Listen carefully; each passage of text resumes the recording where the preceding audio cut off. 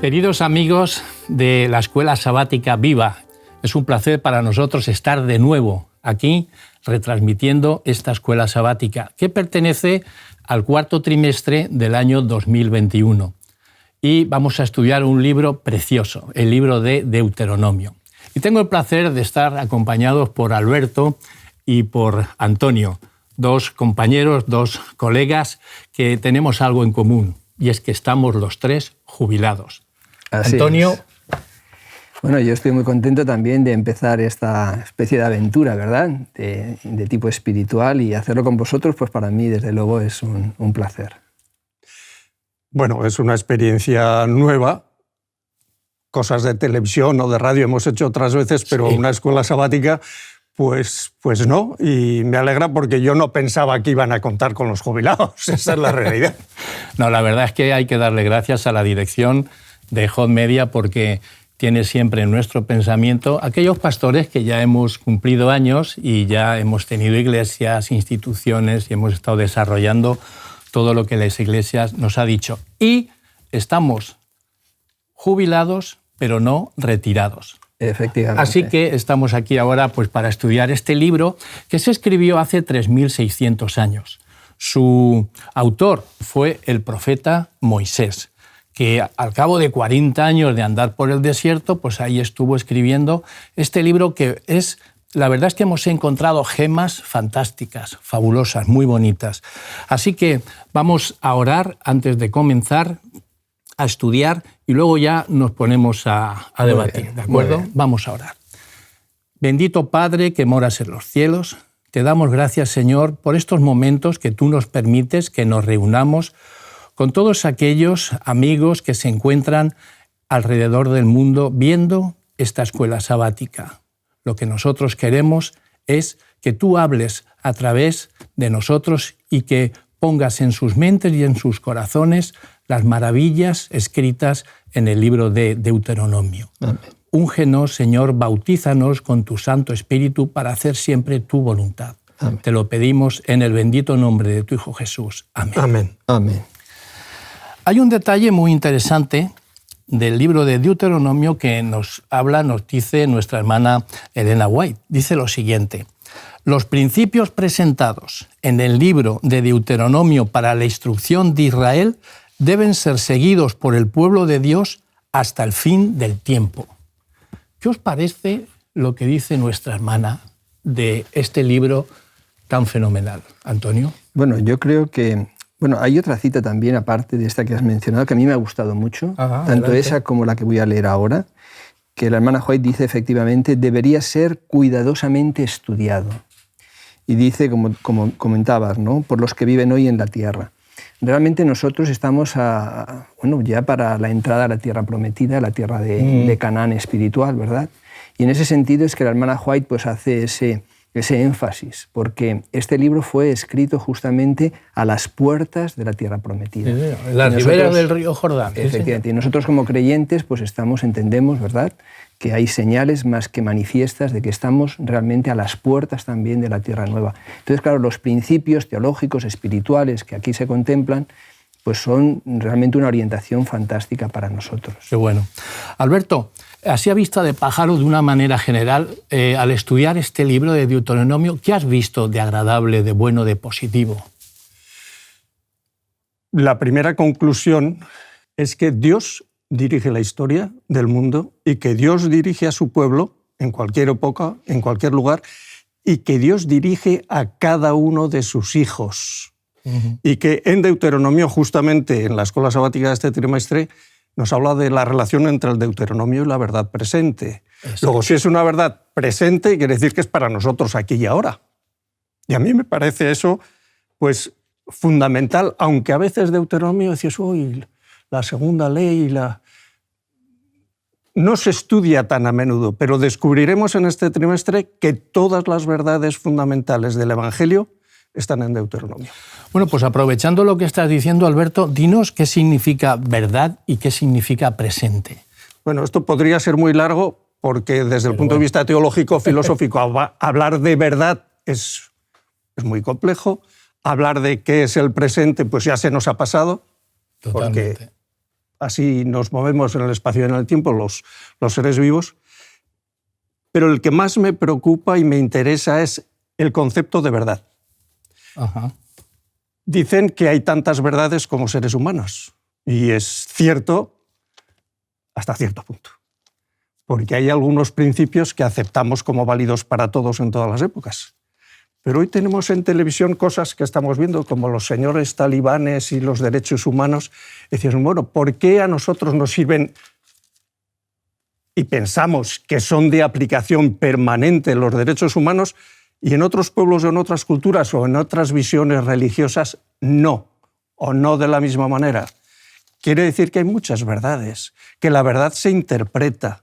Así que yo tengo que renunciar a mi propia verdad subordinada, mi cultura, mi religión, mi etiqueta religiosa, y decir, bueno, ¿cuál es la única verdad?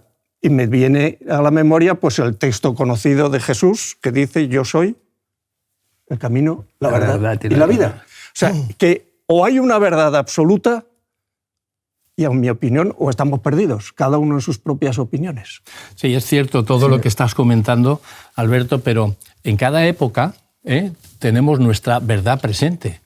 ¿De acuerdo? Dice Primera de Pedro, Segunda de Pedro, capítulo 1, versículo 12, nos dice, por esto no descuidaré el recordaros siempre estas cosas, aunque las sepáis y estéis afianzados en la verdad presente. O sea, en cada época hemos tenido nuestra verdad presente. Dime, ¿qué entendemos? En esa verdad presente podemos relacionarlo con ese evangelio que también es eterno, es presente. Sí, bueno, yo querría comentar una cosa sobre el tema de la verdad, que es tan interesante, ¿verdad? Tan sugestivo. A mí la verdad siempre me ha gustado verla en esas dos dimensiones, una cuantitativa y otra cualitativa. Por ejemplo, antes hemos comentado, ¿no? Pues en la introducción, que somos los 3 pastores jubilados. Efectivamente, eso es una verdad al 100%, si no me habéis engañado. O sea, estamos jubilados realmente. Eso es cuantitativo, es verdad, al 100%. Pero luego hay verdades cualitativas. Y la verdad cualitativa es aquella verdad que realmente es una verdad absoluta, como lo que estás diciendo, ¿verdad, Alberto? No es una verdad con matices, no cae en el relativismo, no depende de la cultura. Y entonces, en este sentido, esa verdad es algo fantástico. Por ejemplo, verdad es que estamos jubilados, como decimos, pero no se puede comparar esa verdad con la verdad de que Dios es nuestro creador. Eso es una verdad cualitativamente importantísima, que define nuestra vida, que nos marca nuestra identidad. Entonces, en este libro, precisamente, nos vamos a encontrar con muchísimas verdades que, además de ser cuantitativas, lo son cualitativas. Son verdades realmente muy importantes para todos nosotros, ¿no? Entonces, cuando estás refiriendo el concepto de presente, pues realmente sí, el Evangelio es eterno, es una verdad maravillosa, extraordinaria, en todos los sentidos, pero luego hay aspectos de esa verdad que se adecúan de una manera especial al momento que vivimos, ¿no? Por ejemplo, en el mensaje de los 3 ángeles, ¿verdad?, se nos habla del juicio. Pues eso es una verdad presente, porque efectivamente estamos en el tiempo del juicio. Entonces, qué bueno, ¿verdad?, ver el Evangelio eterno que se adapta en todos los sentidos a nuestra vida, pero luego hay cosas específicas que de una forma precisa al tiempo que vivimos pues se adecúan también, ¿no? Qué interesante es todo lo que estamos hablando, porque efectivamente en tiempos de Noé la verdad presente era va a llover, va a haber un diluvio. En tiempos de Pablo decía, mirad, Dios se ha hecho hombre, ha muerto y ha resucitado. Claro, toda la verdad presente en la época que tocaba era muy difícil, y iba en contra de todo lo establecido. ¿No os parece? Vamos a ver. La verdad presente es que Dios nos ama. Por eso la primera lección en el preámbulo de esta escuela sabática es Primera de Juan 4:8, donde nos define que el que no ama no ha conocido a Dios, porque Dios es amor. Ese es el punto de partida. Y todo lo demás, luego hay una serie de circunstancias históricas, personales, que bueno, son las que son, pero ese principio fundamental que tiene como objetivo salvar, redimir al ser humano, el hacer un pacto con el ser humano, con un pueblo, eso es lo que no es circunstancial, eso no cambia. ¿Por qué? Porque Dios no cambia, cambian las circunstancias humanas. Vale, podemos decir, es que Dios ya sabía que el pueblo de Israel iba a ser rebelde, o que Satanás, Lucifer, se iba a rebelar. Sí que lo sabía, pero sabía eso, lo de después, lo de antes, porque cuando hablamos de un Dios eterno y de una verdad presente, es que es lo mismo. La verdad presente es porque es eterna. Y eterno, inmutable, solo Dios. Las circunstancias sí son humanas. Y Dios desciende al nivel del ser humano para hacerse comprender por cada ser humano en su circunstancia particular. Y eso me parece fantástico. Sí, quería comentar, porque por lo que has dicho, Alberto, a veces uno se encuentra con posiciones en las que se defiende la verdad presente y pareciera que el amor de Dios, el plan de salvación, la misericordia, el respeto, etcétera, no fueran verdad presente, sino solo aquello que se adecua de una forma muy precisa al momento que vivimos. Y eso es verdad súper presente. Claro. Es verdad súper presente. Luego habrá otras cosas, efectivamente. Y yo creo que incluso podríamos hablar de una verdad presente también, un evangelio eterno, por supuesto, pero una verdad presente incluso individual. Porque seguro que para cualquiera de nosotros tres o cualquiera de las personas que nos pueden acompañar en el programa, hay una verdad que a lo mejor están necesitando de una forma especial, presente. Depende de las circunstancias que uno esté viviendo. Y el Señor realmente tiene una verdad para él, ¿no? Entonces son conceptos muy interesantes y que tienen una visión global e histórica, ¿verdad?, según el momento que vivimos, pero al mismo tiempo tienen ese matiz de la individualidad, ¿no? Si seguimos hacia adelante con la escuela sabática, dice Génesis 12, 1 y 2 dice: Jehová había dicho a Abraham: vete de tu tierra y de tu parentela y de la casa de tu padre a la tierra que te mostraré, y haré de ti una nación grande y te bendeciré, engrandeceré tu nombre y serás bendición. Efectivamente, Dios quiso un pueblo para sí, para dar a conocer quién era Él. ¿Y a quién eligió? Abraham. Y Abraham salió con toda su prole, bueno, pues salió de Ur de los Caldeos y marchó a ese Canaán sin saber a dónde iba, y allí se encontraba. Ahora, Alberto, eso de que salga un pueblo todo a la vez, ¿esto significa que somos pueblo escogido o individuos escogidos? ¿Interviene Dios directamente en la vida de su pueblo o de sus hijos a título individual? Vamos a ver. Acabamos de afirmar, y lo dice el texto bíblico, que Dios viene a buscar a cada uno, en cada época a cada ser humano.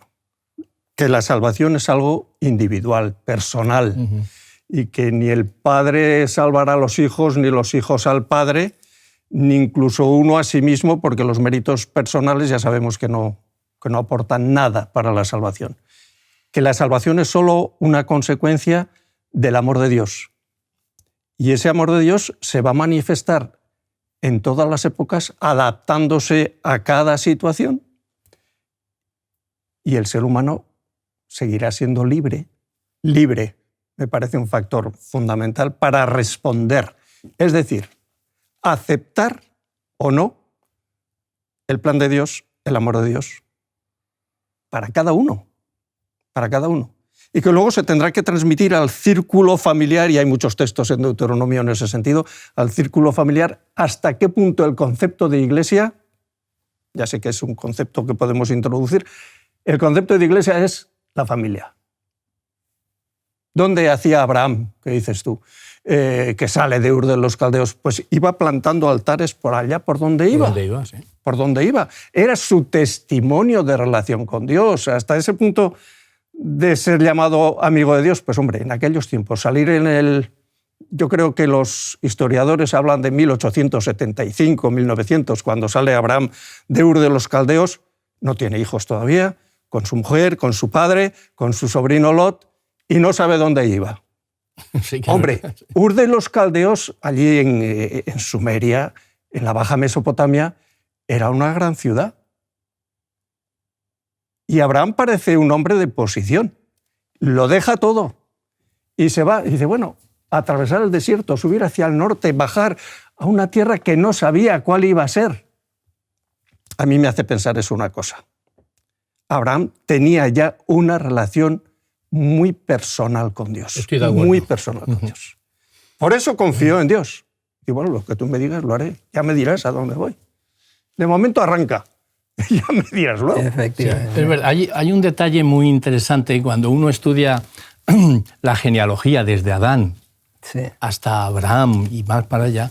Entonces hay un detalle muy interesante que cuando uno cruza las edades se da cuenta de que Abraham estuvo viviendo en tiempos de Sem, Sí. y unos pocos años, 25 creo, 35, con Noé.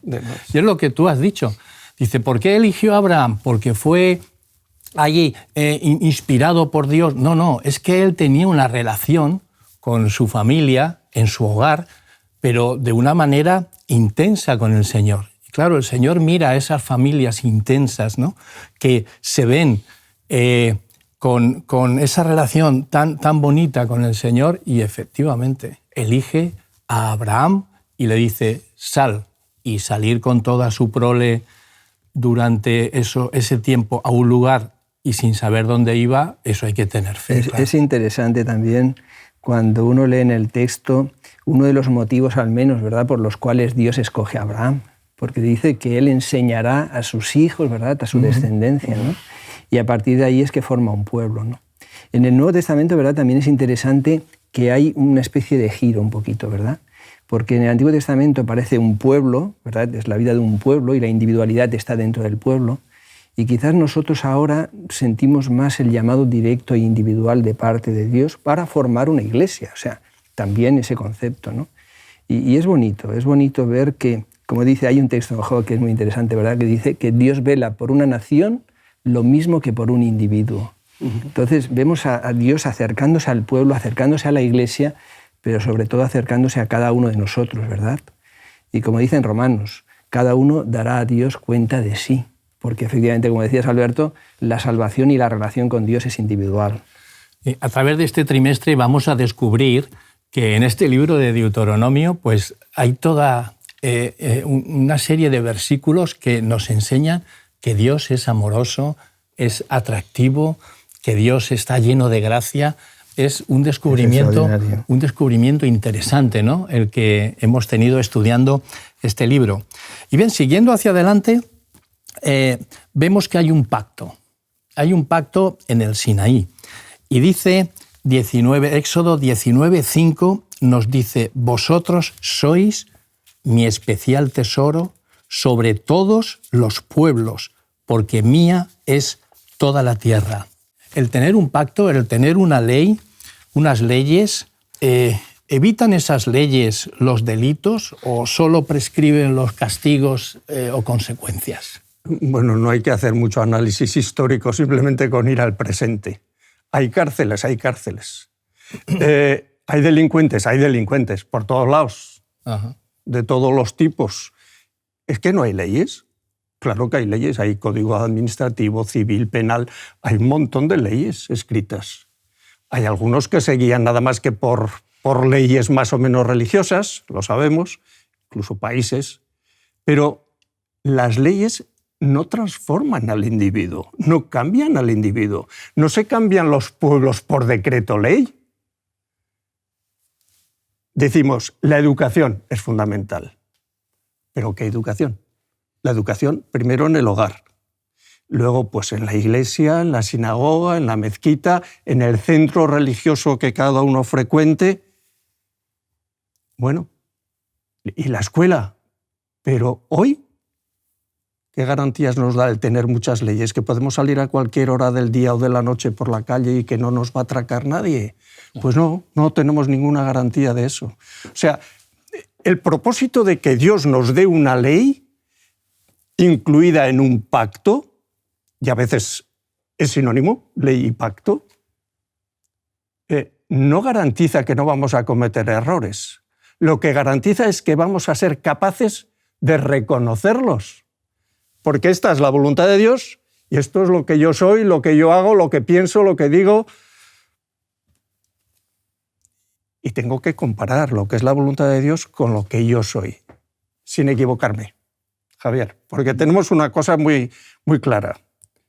Un error frecuente y que es una influencia del paganismo es yo hago cosas bien de acuerdo a las leyes de Dios para que Dios me sea favorable. Y eso no es verdad. Correcto. Eso es una falsedad absoluta que está en el fundamento de todos los paganismos, incluido el paganismo cristiano, que hay mucho. Y eso significa una interpretación de la ley o del pacto con Dios absolutamente equivocado, tergiversado. Hemos dicho que Dios nos ofrece un pacto, nos lo ofrece Él. Ni siquiera se lo hemos pedido, nos lo ofrece Él. Un pacto porque nos ama y quiere salvarnos. El texto que dice, yo no quiero la muerte del impío, sino que viva. Nos demuestra la voluntad de Dios de salvarnos. Así que la ley, el pacto, pues no es para que yo acumule méritos para nada, sino para que lo vea como un espejo de la voluntad de Dios. Y la mejor manera, pues ya lo sabemos, es mirar cómo Cristo lo hizo. Sí, a mí cuando aparece el tema de la ley, yo recuerdo cuando estaba estudiando así de joven y tal, sobre los axiomas, las hipótesis y todo esto, realmente te das cuenta de que, por ejemplo, los científicos, lo que realmente están intentando descubrir siempre, con verdadero ahínco, con verdadero afán, son las leyes. Porque las leyes son las que dan, más allá de las probabilidades, dan certeza. Nosotros muchas veces sentimos las leyes como algo que nos restringe. Por ejemplo, nosotros vamos con el coche, vamos con prisa, tenemos que cruzar la ciudad de Valencia, Barcelona, la que sea, y entonces nos encontramos con el semáforo cerrado. Y nosotros sentimos la ley no como algo, oye, pues esto está evitando que tenga un accidente, no. Estoy como confrontado con la ley, ¿no? Me está impidiendo hacer lo que yo quiero, ¿no? Sin embargo, cuando Dios a través de su pacto nos da las leyes, efectivamente no sirven para evitar el delito, sino para darnos conocimiento.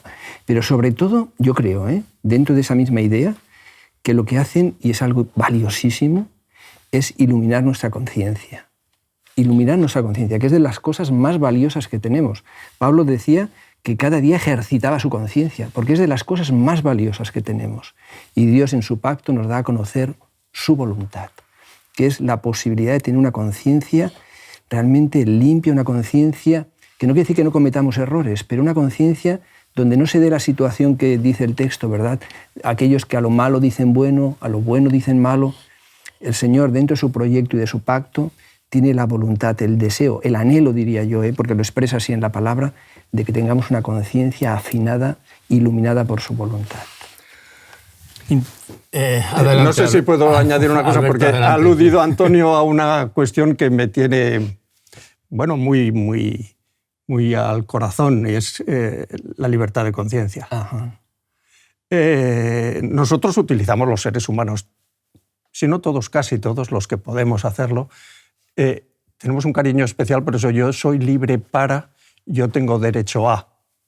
Bueno, independientemente de los derechos y las libertades que tengan los demás.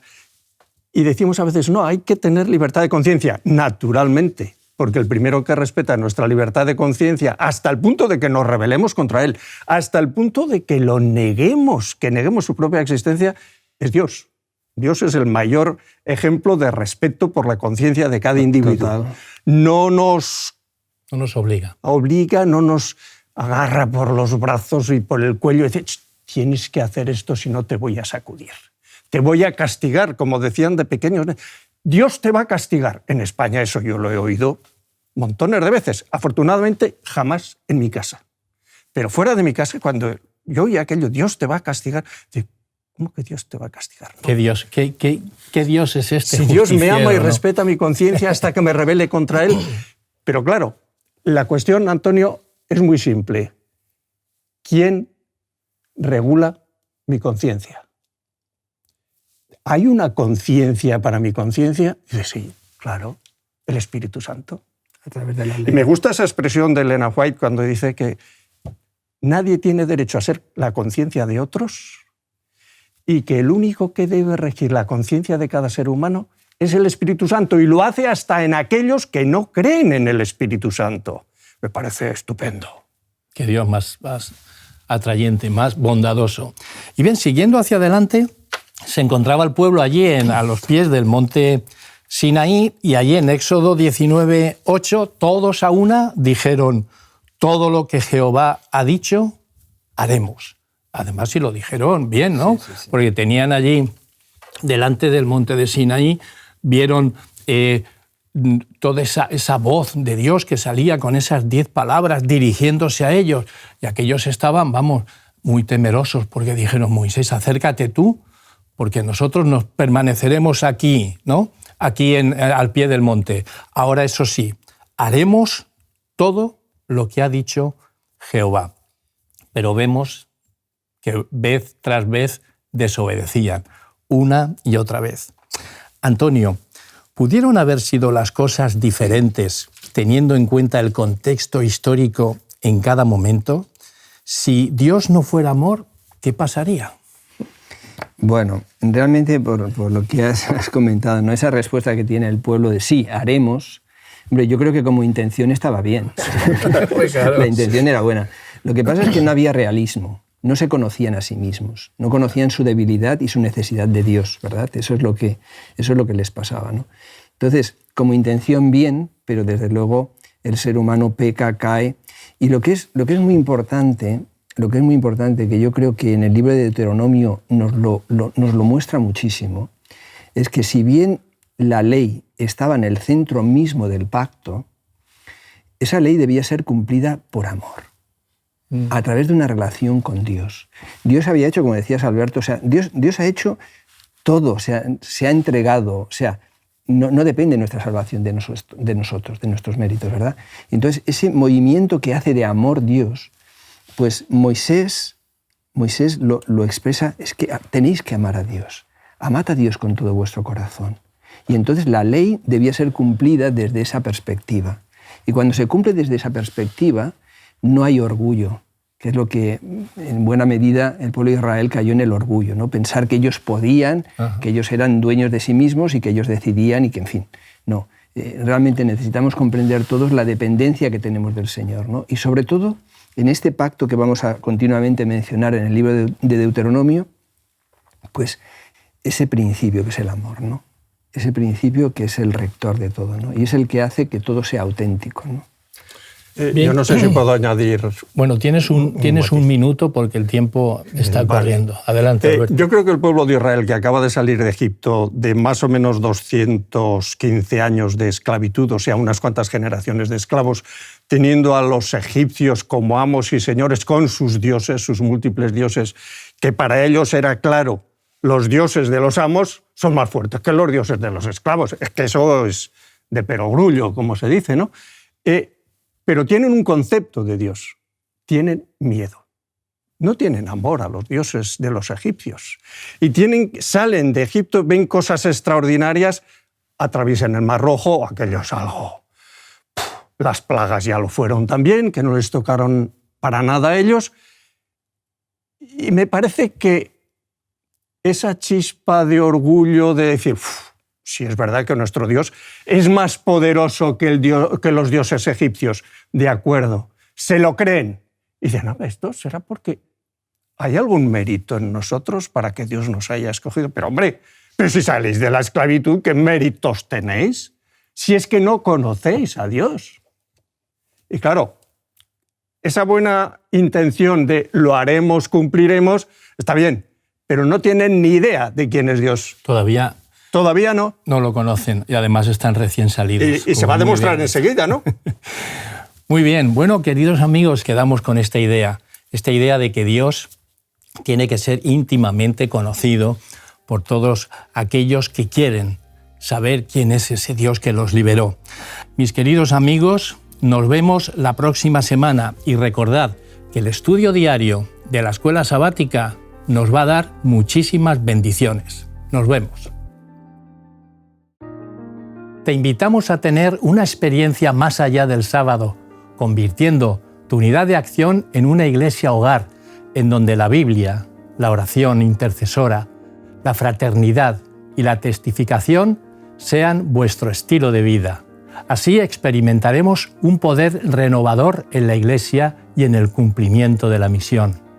Suscríbete a nuestro canal de Hope Media para no perderte ninguna escuela sabática viva.